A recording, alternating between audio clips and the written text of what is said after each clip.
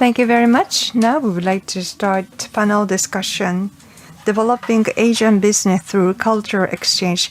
Moderator is Ms. Yuri Sato, Executive Vice President, the Japan Foundation. Sato-san, floor is yours. Thank you. Now we would like to begin the 8th session for today, that is panel discussion, Developing Asian Business Through Cultural Exchange. This session is co-sponsored between Japan Foundation and Nikkei. Japan Foundation is connecting regions around the world and Japan through international exchange, and we are a part of Japanese government. Many political leaders and business leaders are with us today to participate Future of Asia conference. We wanted to have a culture exchange session for this conference because for Asian business development going forward, different culture has to be accepted, and that has to be more understood intentionally, and to take advantage of your home country culture together with foreign country culture to create something new. And that is a viewpoint that probably Japan is required to have, or Japanese people to have. So on these topics, by having panelists who are working in the front line of the culture and business, I would like to have them speak about their experience and their views. Now today, we have 3 panelist members. Let me introduce them each individually. First is the member of the Culture Agency Council and also the member of the Policy of Culture Policy member, Kawashima Nobuko-san from the Dosha University. And the second is the from Thailand, who is the Chief Executive and Artistic Director of Bangkok Art Biennial, Mr. Apinam Bosaranial. Yeah. そしてお三方目は And thirdly, we have, as a Ian Moore president, we worked to establish Jakarta Ian Mall number 1 to number 4. But now he is the Ian Mall CX business director. Mr. Daisuke Isobe is another panelist. Thank you very much. Now, without further ado, I would like to have a discussion of business development and exchange of culture. You may wonder what are the links between the two. But from your vantage point, each individually, the relationship between business and culture exchange, what do you think about that? Or maybe from business perspectives, what do you think about culture exchange? If you could explain. Kawashima-san, if you could. Now, business exchange and culture exchange, culture and economics. Well, that is what I am a specialist about.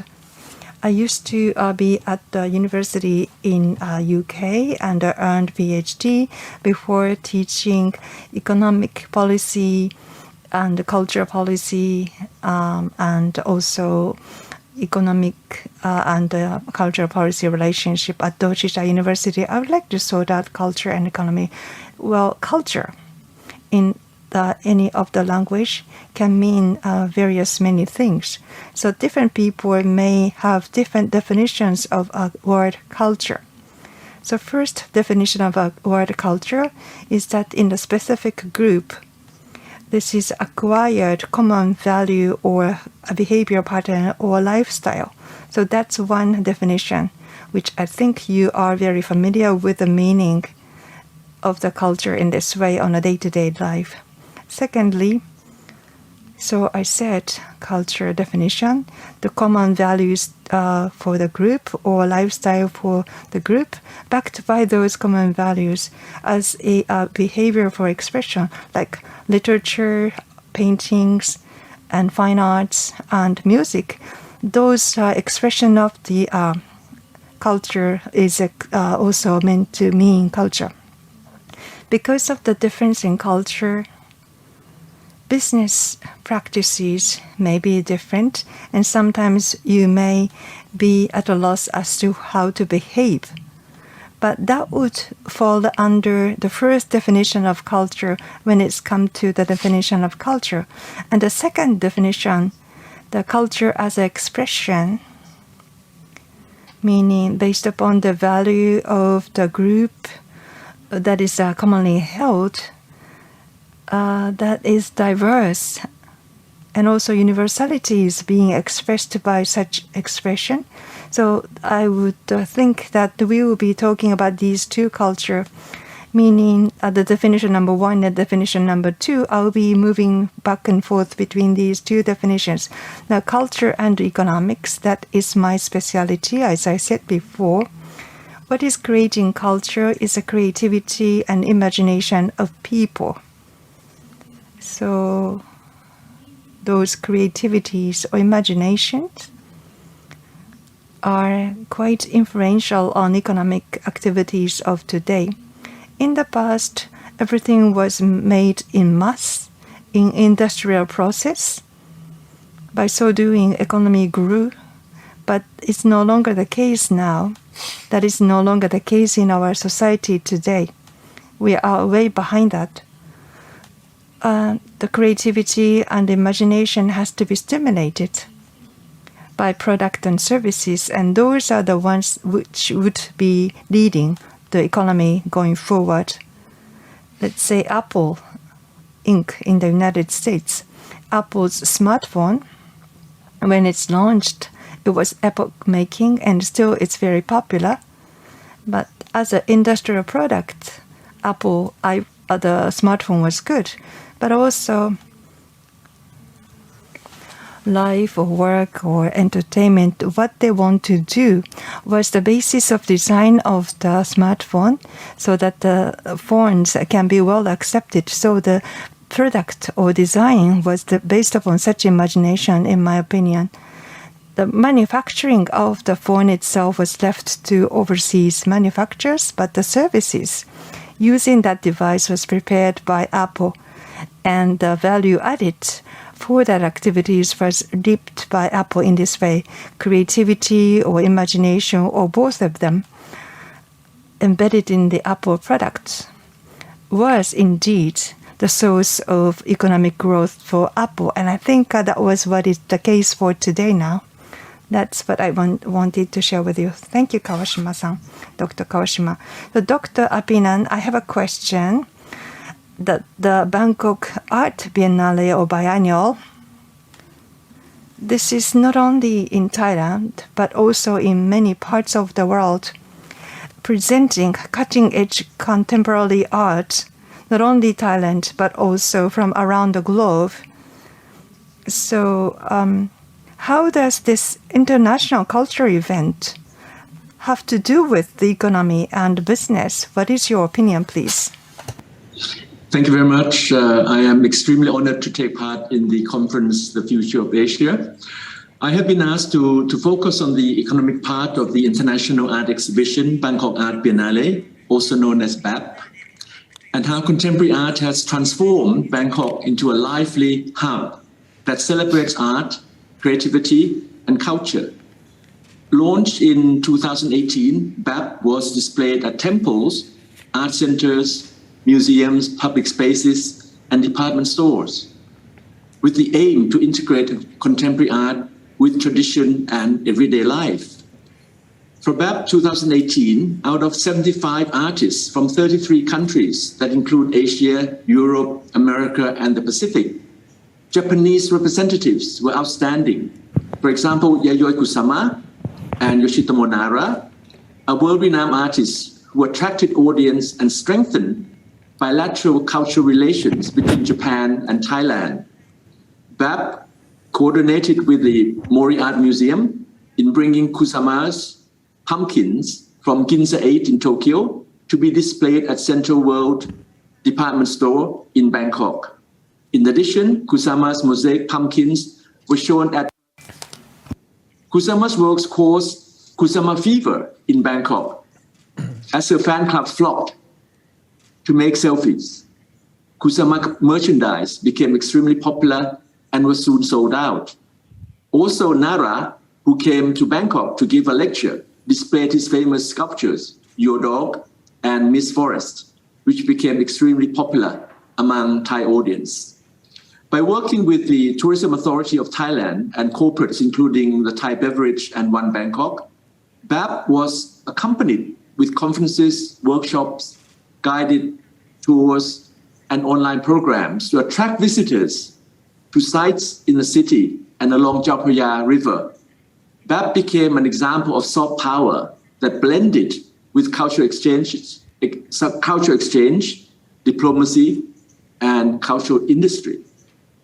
In terms of revenue and ripple effects on economic input, BAP contributed to Thai art ecosystem, resulting in demand and supply from galleries and collectors, new job creation for art docents, art guides, art assistants, and volunteers.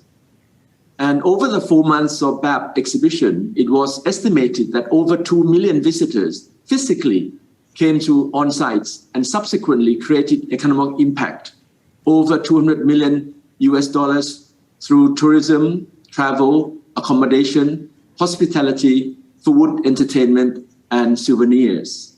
So these are the examples that I wanted to show regarding the contribution of the economic impact on international art event. And for the upcoming BAP 2022 in October this year, under the theme Chaos Calm, it is expected that there will be a large numbers of visitors and revenue input into the city of Bangkok. Thank you. はい、ありがとうございます。 Yes, thank you very much. So next, Mr. Isobe. Well, among the panelists, you are directly involved in business. That's your position, and you are in the retail industry, and you face Asian consumers daily. And more than 80 years, you were in Indonesia. So business and cultural exchange, what is your view on that? Yes, thank you for the question. As you have kindly pointed out, I was in Indonesia for 8.5 years in terms of operation and development of commercial facilities. So I have learned a lot from my experience, and I would like to share with you what I thought during the period. So to promote business in Indonesia, first, I wanted to know about the culture and the customs of the city, and I researched on that, and I went to the city, and based on the information I've obtained, and we have adjusted what we had to do. So to promote a business in this area, it was very important. I have 2 concrete examples. So first, in 2015, in Indonesia, we opened the first store. That time, we had a marketing survey beforehand, and as a result of the survey, we found out that the reason and motivation for people to come to commercial facilities was for eating out and amusement. Indonesia is very hot in terms of temperature. They are very warm. So they have limited outdoor activities during the daytime. In malls in Japan, about 10% is the food court and restaurants in malls and such kind of facilities. But our first store in Indonesia had 20% and over of restaurants and food court. And also we introduced cinema complex. And also we had indoor playground for children to teenagers. So we had multiple stores we invited. This became a success as a result. And my second example is this one. Indonesian people like Japan. So there is demand for Japanese food, such as sushi, ramen noodles. We had such a great demand. And also they have high expectation towards Japan quality. And we have identified such demand during the preliminary survey. So in the first store, we had sushi shop that was very popular. So we made a success, and based on the success, we opened the second store, and we had sushi shop as well. But unfortunately, it was not as popular as the first store, and we researched on this, and we were both opening these two in Jakarta, but the first store attracted a lot of Chinese customers, and the second stores we had a lot of Muslim customers, and they were not accustomed to raw food, and that was identified because of the interviews with the customers. So to have some measures for that, and we cooked food, so we didn't make it raw. And then even cooked sushi started to sell very well after frying and sauteing. So we improved the situation. Thank you very much. So we heard from three speakers. First, Dr. Kawashima mentioned culture. Well, culture consists of many different things. Once again, I realized that, as Dr. Kawashima mentioned, in our life, we have lifestyle and values in our life, and that is really the foundation of people's life. That is culture. And also, there is a culmination of such culture, culmination such as art. That is culture as well. So there are two major aspects of culture. That was what Dr. Kawashima said. So this art as a culmination of uniqueness, and also it's universal as well. That was pointed out by Dr. Kawashima as well. So in art, Dr. Apinan is an event producer, and as Doctor said, they have global art, exchanges of global art, and that attracts people. And Bangkok, it's a space to attract such people, very vibrant space, and that has a ripple effect in economy and also stimulate people. And Mr. Isobe talked about foundation that is based on lifestyle of people.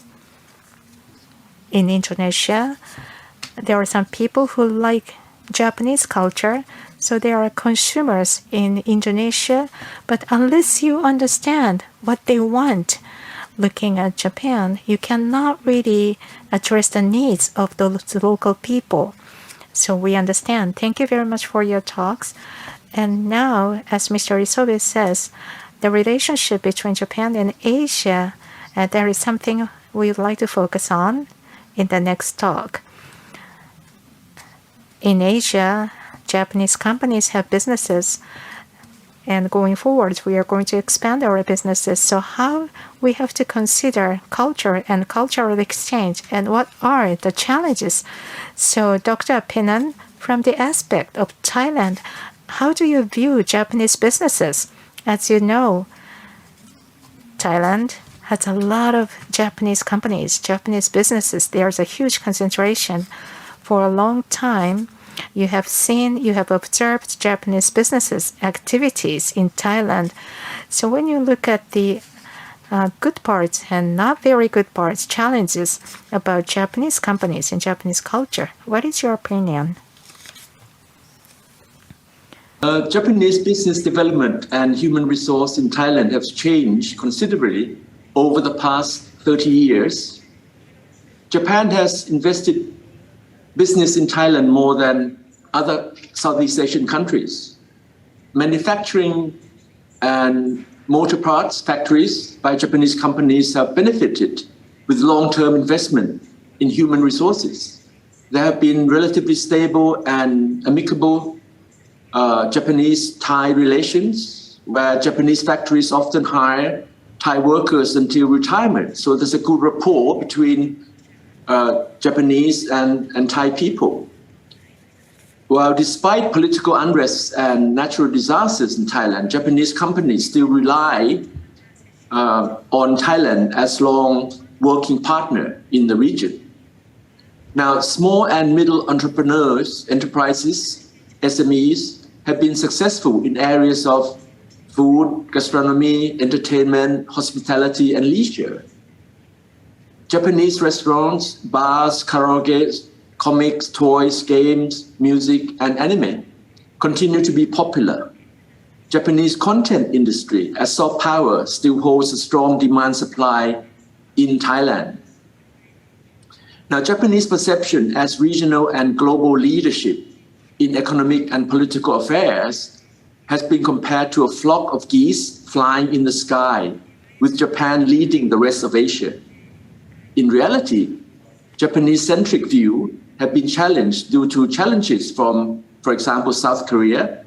The birth of Korean cool and K-pop has offered new attractions ranging from kimchi, boy-girl bands, K-drama, K-cinema, Samsung, and video games, while China's Belt and Road Initiative, BRI, signals a global shift in power that will affect investment and the future of Asia.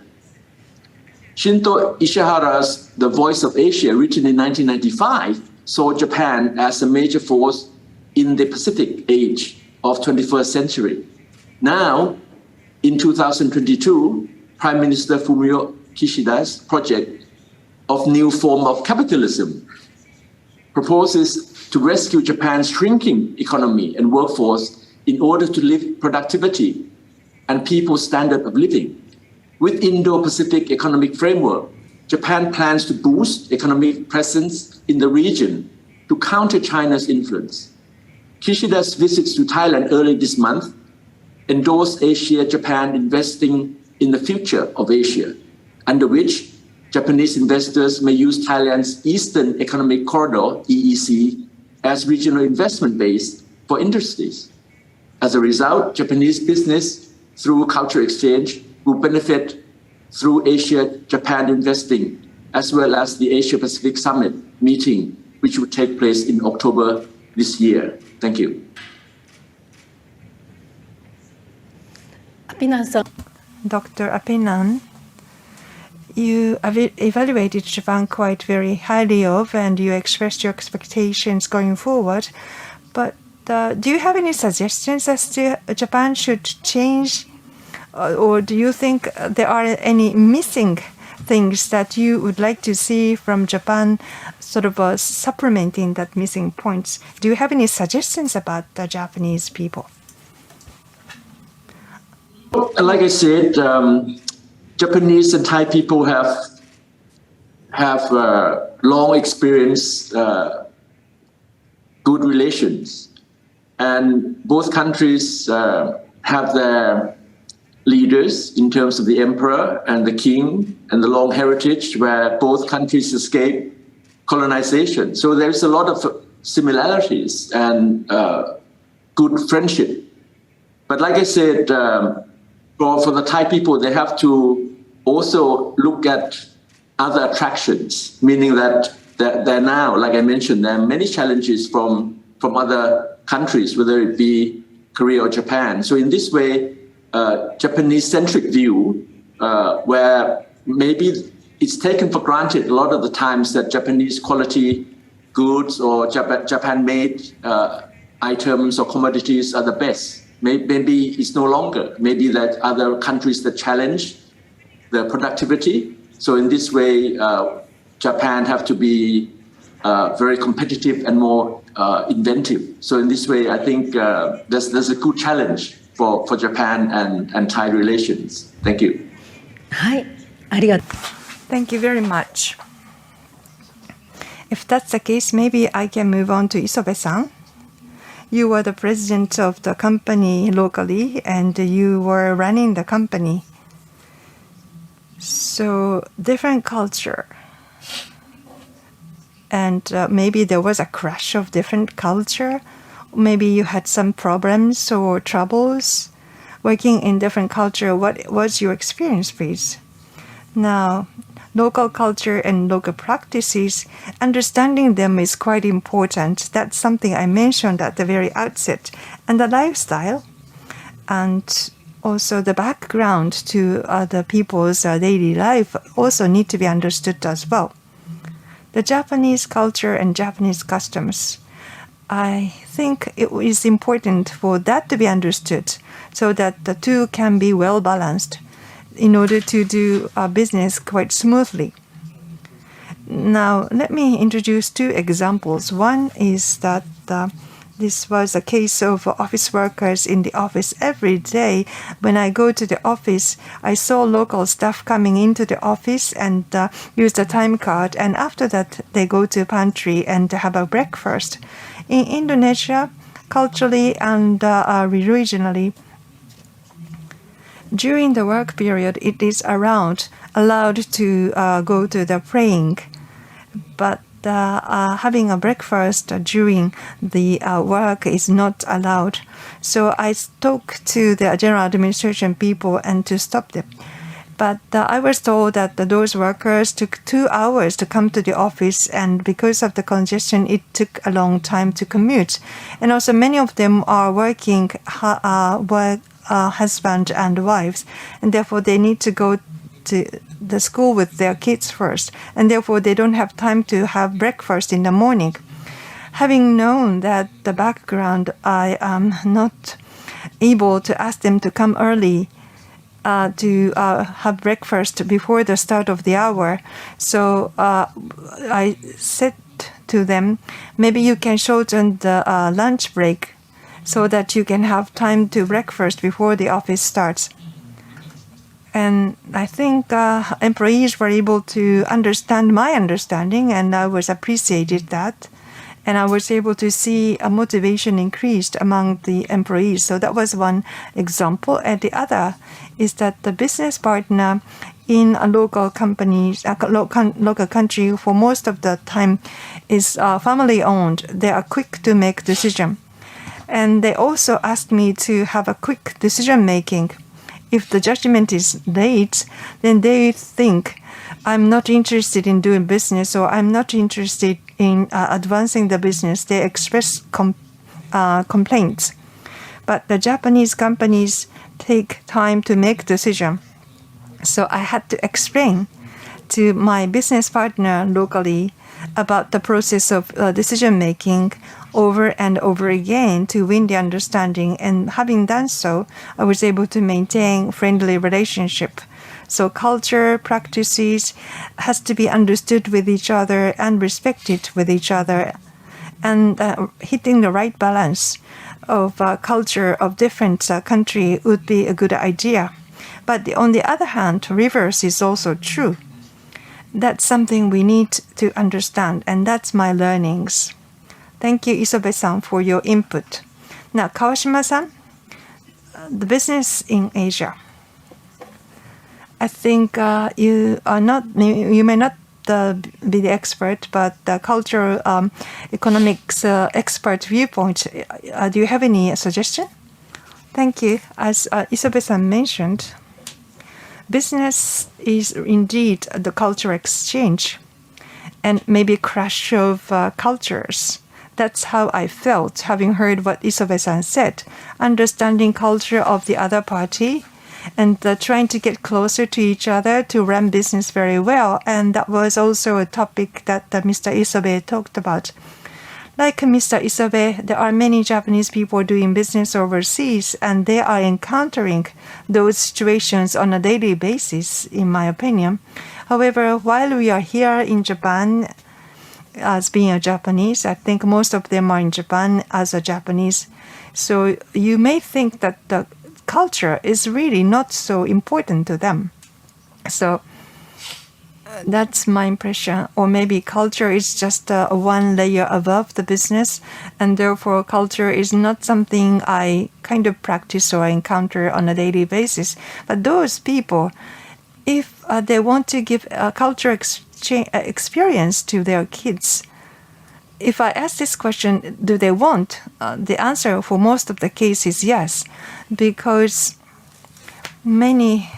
most of them, they think in order for their kids to have a very creative mind and to have a well-rounded personality, exposure to the culture is essential. And I think many of the Japanese people think in that way. However, once they are grown up, they all of a sudden kind of forget about that. Maybe I'm saying too much, but the adults I think, should try to polish their sensitivity and creativity to recapture personality and also humanity. That's what I think on a daily basis. Being exposed to culture makes you feel very sensitive to whatever you encounter. And if it happens, then you would be able to kind of digest whatever happening outside of your world. So what can I do for that? You start to think about that. That leads to innovation of the business. It's not only for business innovation. In any business, in any organization, I think it's the same. Taking a new action, that is innovation, I believe.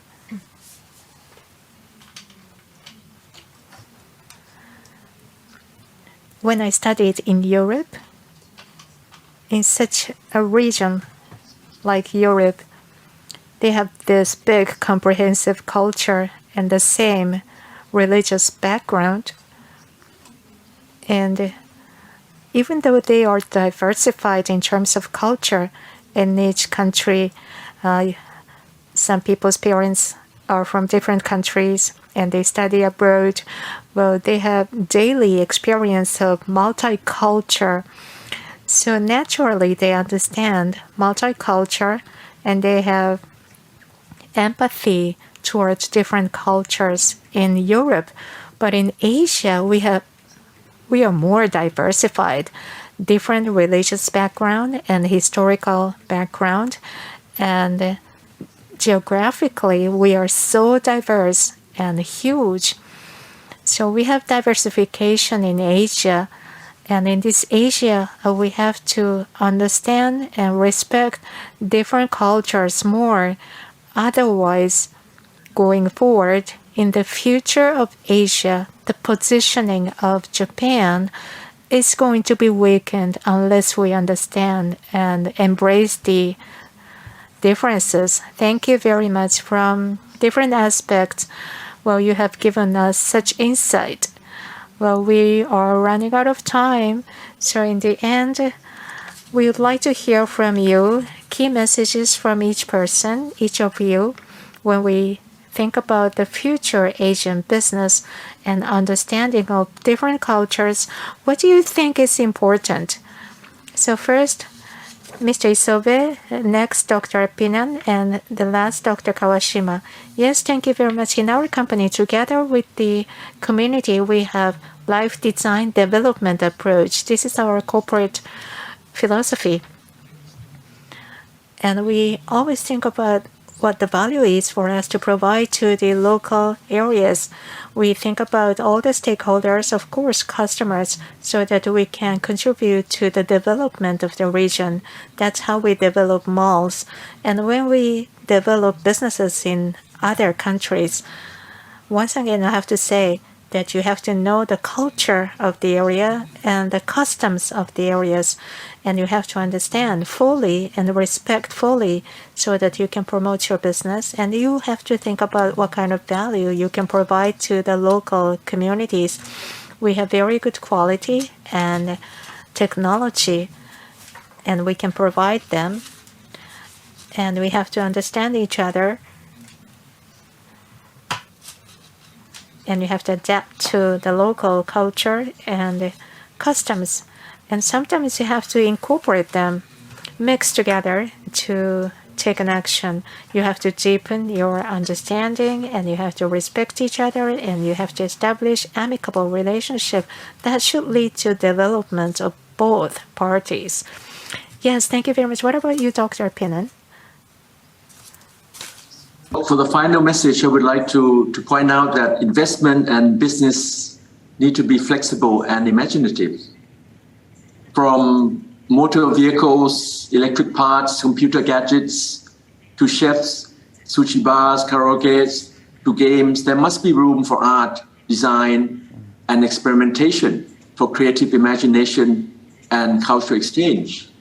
Japan, like Thailand, has long and rich heritage that resisted threats from colonization in the past. But presently, global threat has come in new forms and guises.